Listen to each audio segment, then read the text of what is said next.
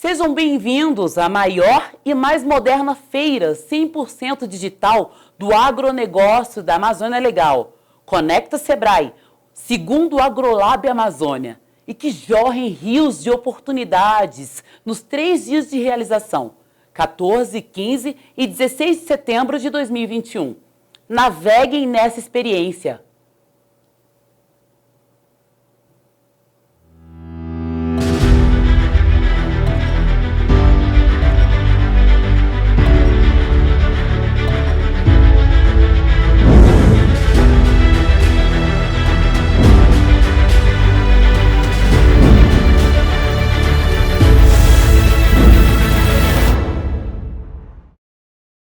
É com muito prazer que eu atendo o convite para participar de um programa que eu tenho certeza será não só analisado, ouvido, discutido, e principalmente para nós, com muito valor, a troca de ideias, as perguntas, as respostas que pudermos elaborar ou atender, será para nós uma satisfação e uma honra muito grande. Eu gostaria de, inicialmente, dizer que a agricultura brasileira hoje deixou de ser apenas uma agricultura brasileira. Ela tem hoje a nuance de uma agricultura mundial. Quando foi apresentado o plano de safra de 2021-22, eu estive em Brasília e fiz questão de deixar bem claro que, a partir de agora, o plano de safra não é mais só do Brasil. O plano de safra tem um significado muito especial para cerca de 200 países que são dependentes de produtos nacionais, que produzimos aqui e que eles necessitam de ter acesso a esses produtos. Portanto, o plano de safra não é um plano nacional, é internacional. Pensando nisso, eu vou conversar com vocês o que tem acontecido no Brasil. Em primeiro lugar, é bom que a gente diga que o Brasil é um país que sofreu muito pela sua distância em termos de presença no abastecimento. Nós ficamos 4.000 anos fora do abastecimento mundial. Ele foi abastecido o mundo inteiro pelas áreas temperadas do globo, especialmente as norte. Os Estados Unidos, nos últimos anos, a Europa, a Ásia e, principalmente, essas áreas que têm seu clima temperado, passam 6 meses com neve cobrindo o seu solo, fazendo a chamada iarovização. A iarovização é uma espécie de um saneamento no processo biológico do solo, matam-se as pragas, matam-se as doenças e o solo fica preservado. Ele descansa durante 6 meses, em média. E nesses 6 meses, quando o sol vem voltando para a próxima primavera, aquece esse sol, o solo, derrete a neve, umedece o solo, faz com que a biota do solo volte a funcionar com toda a intensidade. Há uma verdadeira explosão biológica no solo das áreas temperadas. E, com isso, eles tinham uma preservação de recursos, tinham uma sanidade da produção, menos doenças, menos pragas, e há uma dormência do solo, preservando os seus recursos para que essa explosão se desse com a maior intensidade. Com isso, se estabeleceu uma vantagem comparativa para essas regiões do globo.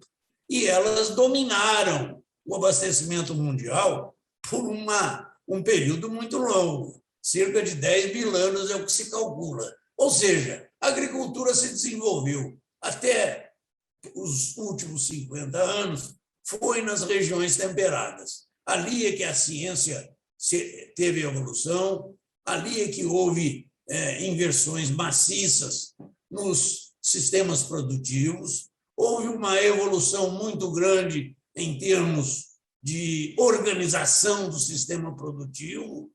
As áreas, elas sempre, das regiões temperadas, foram mais férteis, bastava que o produtor se arrancasse a vegetação nativa e ele passava a cultivar aquilo de forma mais diversificada. Em algumas regiões do globo, fizeram de qualquer forma. Houve a degradação, viraram verdadeiros desertos, e esta degradação hoje não é a área mais produtiva. Em outras áreas, ao contrário, o produtor conseguiu fazer uma produção organizada, com alta sustentabilidade, mantém o seu sistema produtivo e, graças a isso, eles ainda são fornecedores de alimentos nos dias de hoje.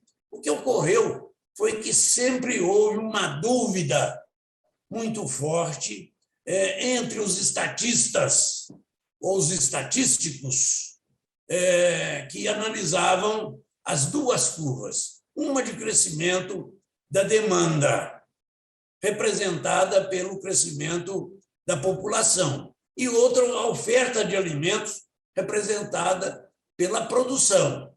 E, especialmente, Malthus e seus seguidores chamavam a atenção das autoridades baseada num aspecto que os preocupou muito. As áreas temperadas do globo, as chamadas ricas, férteis, e que tinham mais facilidade de produzir, elas estavam sendo esgotadas. Primeiro se esgotou na Ásia, depois na Europa, e depois da Europa, o último lance que se teve, de fato, foi a planície central americana, da América do Norte, onde se localizavam o Canadá, os Estados Unidos e uma parte do México. Os Estados Unidos comprou a parte do México, portanto, ficou só os Estados Unidos e o Canadá nesta grande área que garantiu por quase 100 anos o abastecimento intenso das populações. Atravessamos 2 guerras mundiais, todas duas localizadas na Europa, prejudicando o processo produtivo, destruindo suas cidades, sua infraestrutura e, portanto, havendo fome. A fome passou por lá, porque a produção só foi mantida na área americana. Esse processo acabou chamando a atenção das autoridades quando elas viram que o processo estava se esgotando. Não existiam mais áreas novas nas áreas temperadas. E isso significaria um término da oferta. A curva da oferta estava se transformando numa reta, e isso era perigosíssimo. Ocorreu esse cruzamento previsto pelo grupo de Malthus em 1968, especialmente quando os Estados Unidos da América do Norte foram atingidos por uma seca bastante incômoda. Eles perderam cerca de 20% a 25% de sua safra. A Europa, mais ainda, acima de 30%. E a Ásia, grande populosa e grande população, foi a que mais perdeu 50%. E o mundo entrou em crise. Os Estados Unidos da América do Norte teve, pela primeira vez, de anunciar que ele estava fazendo, pela primeira vez, um embargo não político. Ele já tinha feito embargos políticos na Guerra Fria contra a Rússia, mas a Rússia, até hoje, não tem capacidade de autossuficiência.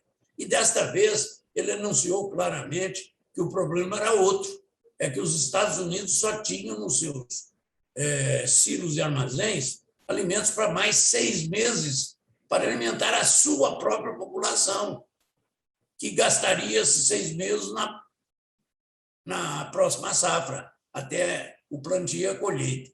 Isso foi um desastre. Esse anúncio americano foi uma verdadeira bomba atômica no mercado. Os alimentos dobram de preço. 1968 foi o ano mais terrível para os países dependentes, como o Brasil, que era dependente nessa época.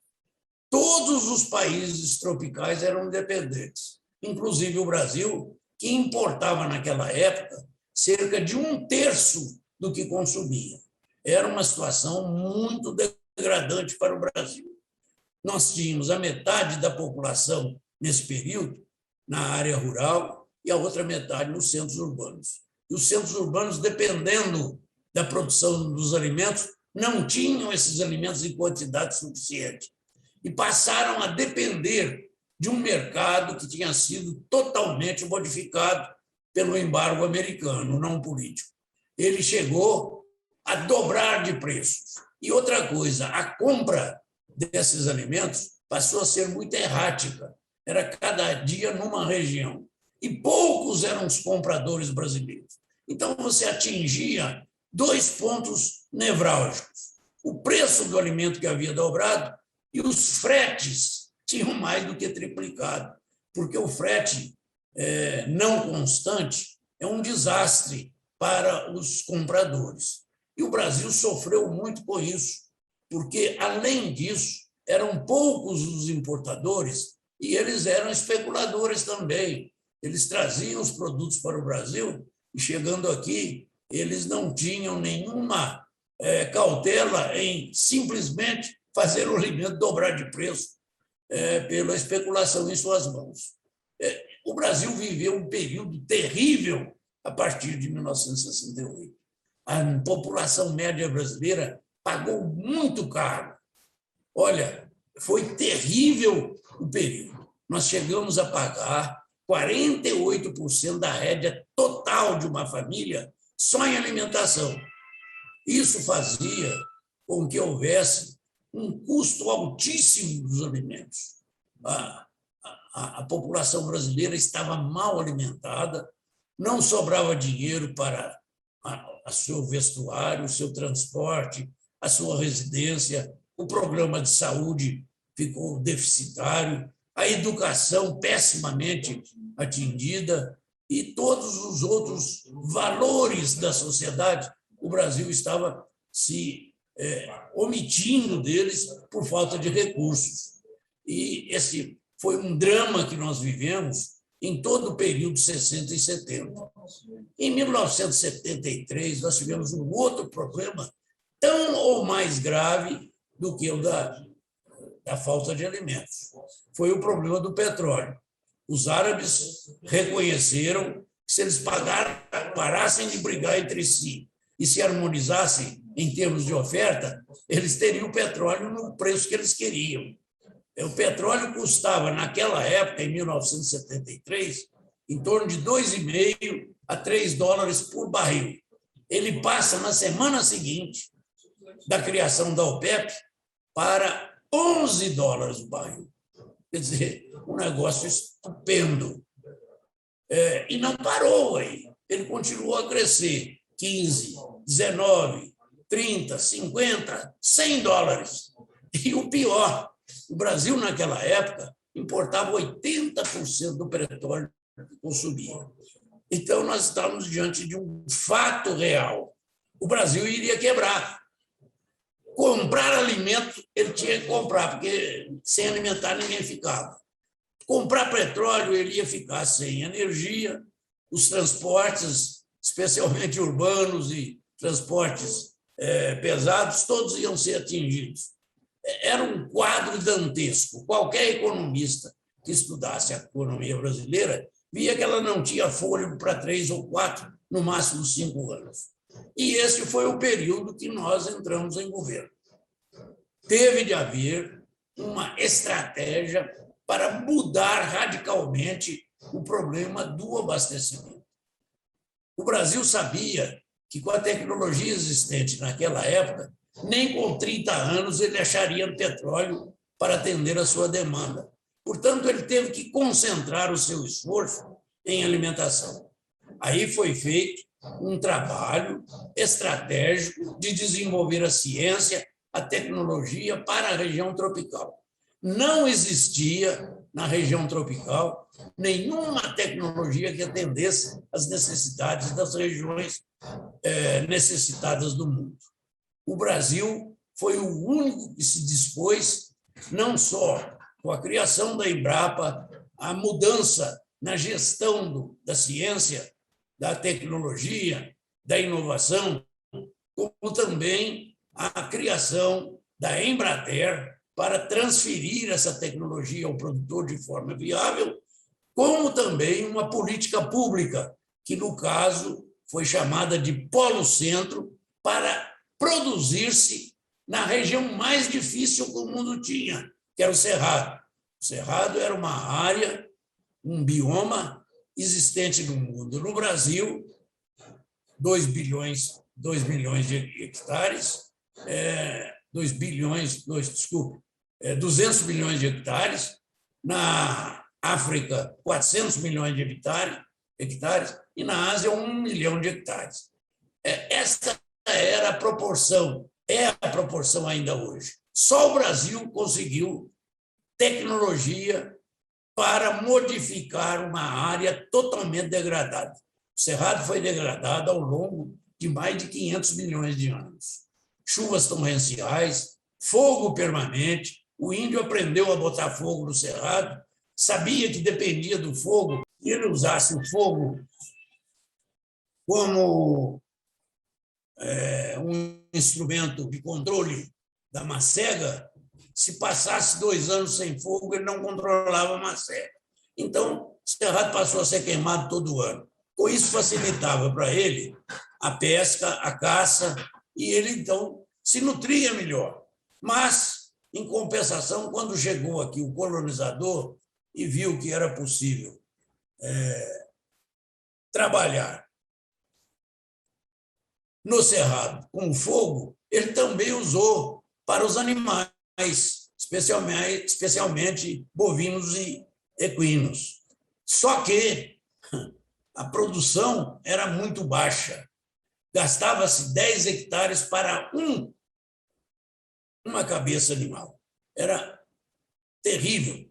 Isso não dava nenhuma condição de sobrevivência a ninguém. O Cerrado não valia nada. Existia o ditado que o Cerrado só dado herdado. Sabia-se que o Cerrado tinha de ser remanejado, reconquistado, reconstruído. E o agricultor brasileiro se dispôs a isso. A nossa experiência em Minas Gerais, por 3 anos, nos dava a convicção de que o Cerrado era viável. Propusemos isso no governo, tivemos o apoio integral do governo, conseguimos um crédito para que o Brasil produzisse em 3 milhões de hectares de cerrado, equivalente a 3 bilhões de dólares, porque naquela época os estudos feitos pelo IPEA e por Minas Gerais indicavam que se gastava $1.000 por hectare. Esses $1.000, para que o Brasil fosse autossuficiente, tinha que ser produzido em 3 milhões de hectares. Investimos essa quantidade, o Brasil conseguiu transformar o Cerrado, esse Cerrado nos deu uma sensação absolutamente prazerosa ao verificar que ele era possível de ser recuperado, como foi previsto, e ele, em pouco tempo, começou a demonstrar que tinha uma capacidade competitiva igual ou maior do que as próprias áreas chamadas ricas do hemisfério temperado. O Brasil passa a produzir, consegue estabelecer sua autossuficiência em alimentação, não consegue em petróleo, mas consegue também verificar que o produto produzido no Brasil tinha vantagens comparativas maiores do que aquelas anunciadas inicialmente. Nós aqui produzíamos durante 12 meses do ano.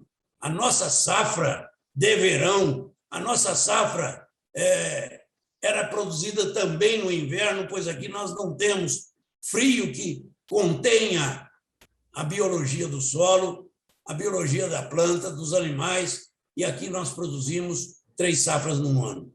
Como também utilizamos 12 meses do ano a terra com a biologia funcionando. Olha, essa foi a melhor evolução que nós tivemos. O Brasil passa a produzir alimentos melhores, com melhor qualidade, mais baratos, e com 12 meses do ano, constância de oferta, que para conquistar o mercado é infalível. Conquistamos o mercado, passamos a ser hoje um dos maiores exportadores de alimentos do mundo.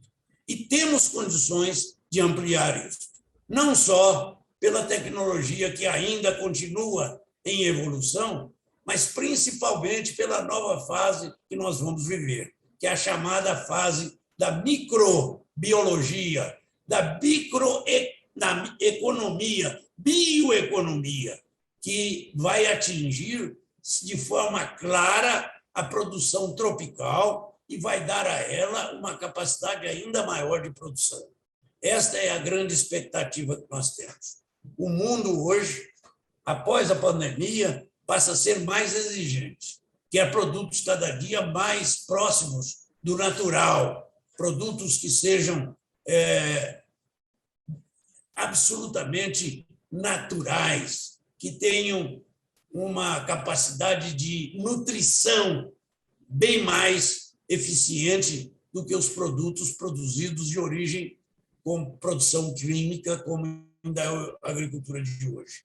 O mundo está abrindo uma janela ao Brasil e nós temos que atentar para ela, especialmente considerando que o Brasil é um país tropical, que nós somos uma estufa a céu aberto de 851 milhões de quilômetros quadrados. Não existe isso. Isso é uma dádiva de Deus. Imaginem, só a Amazônia brasileira é considerada o maior repertório biológico do mundo existente hoje. Só na Amazônia nós vamos ter toda a fonte biológica que nós precisamos para conquistar essa nova etapa da agricultura. Esta é uma etapa importantíssima. O Brasil não pode se omitir disso, tem que fazer um plano estratégico, como fez na década de 70, mobilizar toda a sua competência científica, toda a sua competência institucional, toda a sua competência e capacidade de gerar conhecimento para que o Brasil não perca essa grande chance. Nós esperamos que isso ocorra naturalmente e que o Brasil tenha agora, mais do que nunca, uma nova eficiência, não só em redescobrir áreas como o Cerrado, mas principalmente em tratar a microbiologia brasileira como uma grande origem em que vai nos dar a independência de grande parte da nossa terrível dependência que temos de produtos químicos industrializados, de custo altíssimo e que ainda prejudicam tanto o consumidor brasileiro e mundial. O que é mais importante é que hoje o Brasil tem a tecnologia para isso. Estamos chamando os países ricos, grandes consumidores, que estão sendo atingidos por uma verdadeira onda de imigrações, os povos famintos da África, especialmente para a Europa, e da América Central, especialmente para os Estados Unidos, estão fazendo deformações na sociedade desenvolvida que o mundo tinha.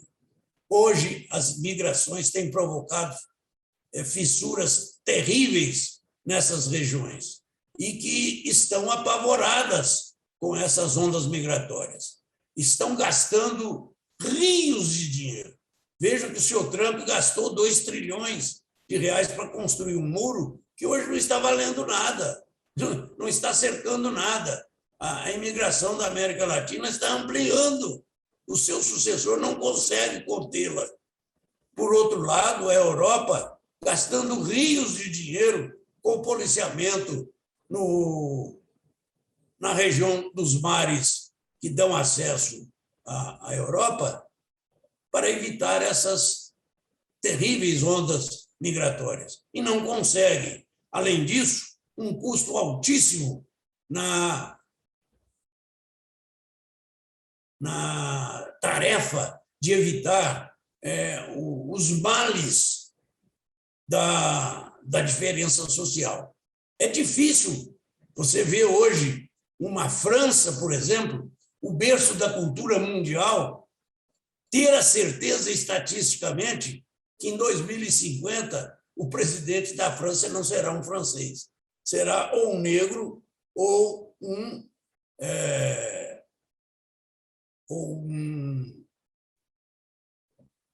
de origem saudita. É triste para eles saberem isso.